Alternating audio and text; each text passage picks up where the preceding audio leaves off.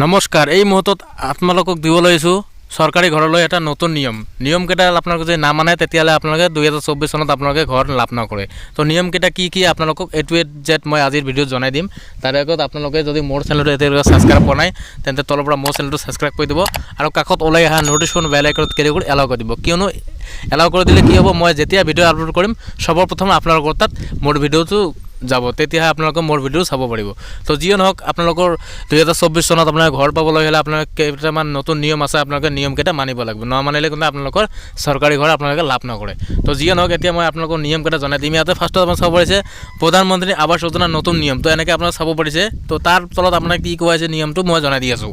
তো ইয়াতে চাব পাৰিছে দিয়া আছে, ইয়াত থকা প্ৰতিটো নিয়ম পালন কৰাটো বাধ্যতামূলক। নিশ্চয় আপোনালোকে যিকেইটা আপোনালোকৰ নিয়ম আছে চৰকাৰী ঘৰৰ, যিকেইটা আপোনাৰ নিয়ম আছে চৰকাৰে যিকেইটা নিয়ম বান্ধি দিছে আপোনালোকে সেইকেইটা নিয়ম কিন্তু আপোনালোকে ফ'ল' কৰিব লাগিব আৰু আপোনালোকে মানিব লাগিব, নহ'লে কিন্তু আপোনালোকে চৰকাৰী ঘৰ লাভ নকৰে। তো তাৰপিছত কোৱা হৈছে নতুন চৰকাৰী ঘৰ বনাওঁতে নিয়ম নামানিলে প্ৰথম কিস্তিৰ পিছত দ্বিতীয় কিস্তি বন্ধ কৰি ৰখা হ'ব। তো নিশ্চয় আপোনালোকে বুজি পাইছে, আপোনালোকে যদি নিয়ম নামানে প্ৰথম কিস্তিৰ পিছত আপোনালোকে দ্বিতীয় কিস্তিটো আপোনালোকৰ বন্ধ হৈ যাব।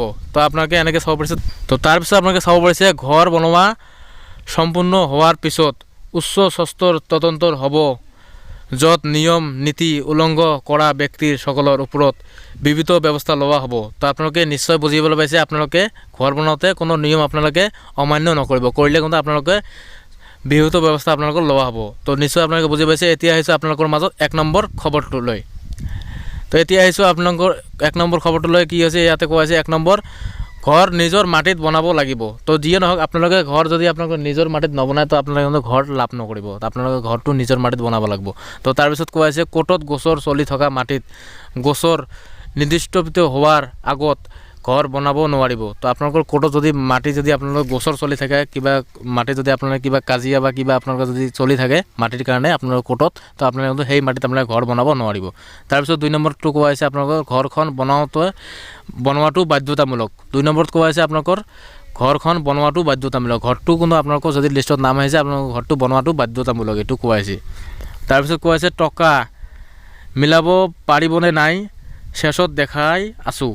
তো যিয়ে নহওক টকা আপোনালোকে মিলাব পাৰিব নাই আপোনালোকৰ শেষত মই জনাই দি আছোঁ। তো এতিয়া আহিছে আপোনালোকৰ মাজত 3 নম্বৰ প্ৰশ্নটো লৈ। ইয়াতে কোৱা হৈছে খবৰটোত কোৱা হৈছে 3 নম্বৰটোত কোৱা হৈছে ঘৰখন চৰকাৰী বাজেটত হ'ব লাগিবনে নাই।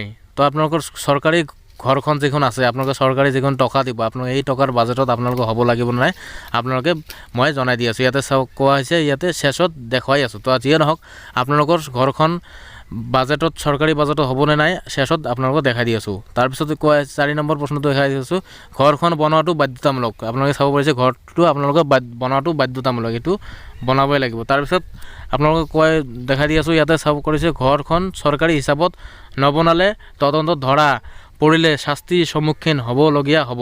আপোনালোকে ঘৰখন যদি আপোনালোকে যিখন চৰকাৰী ঘৰ লাভ কৰিব সেইখন যদি আপোনালোকে চৰকাৰী হিচাপত যদি আপোনালোকে নবনায় তেতিয়াহ'লে আপোনালোকে শাস্তিৰ সন্মুখীন হ'ব লগা হ'ব। তো এতিয়া আহিছোঁ 5 নম্বৰ খবৰটো লৈ। ইয়াতে কোৱা হৈছে পকী ঘৰ থকা পৰিয়ালে চৰকাৰী ঘৰ নাপায়। তো আপোনালোকৰ ঘৰত যদি পকী ঘৰ আছে তেতিয়াহ'লে আপোনালোকে কিন্তু চৰকাৰী ঘৰ নাপাব। তাৰপিছত কোৱা হৈছে যদি কোনো পৰিয়ালে ঘৰ থকা স্বত্তেও চৰকাৰী ঘৰ পায় তেনে ব্যক্তিক তথা বিভাগীয় কৰ্মচাৰীৰ ওপৰত বিহিত ব্যৱস্থা লোৱা হ'ব।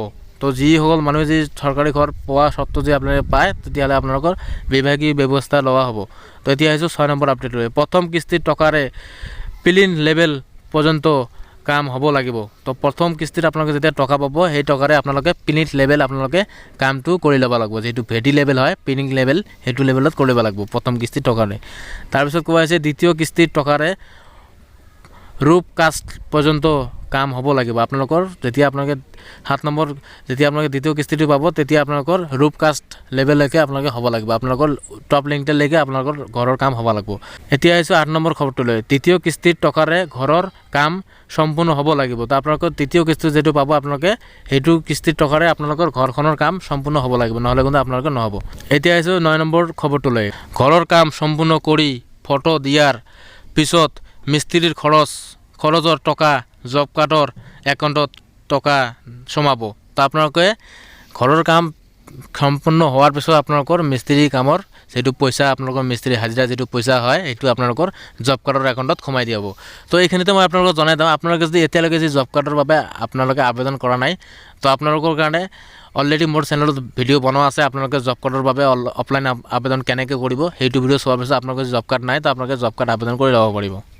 তো ফ্ৰেণ্ড, আজিৰ ভিডিঅ'টো মূলতে ইমানখিনিয়ে। যদি ভিডিঅ'টো ভাল লাগিছে তেন্তে এটা লাইক কৰিব আৰু মোৰ চেনেলটো এতিয়ালৈকে ছাবস্ক্ৰাইব কৰা নাই, তলৰ পৰা মোৰ চেনেলটো ছাবস্ক্ৰাইব কৰি দিব। তো আজিলৈ মানে জয় আই অসম।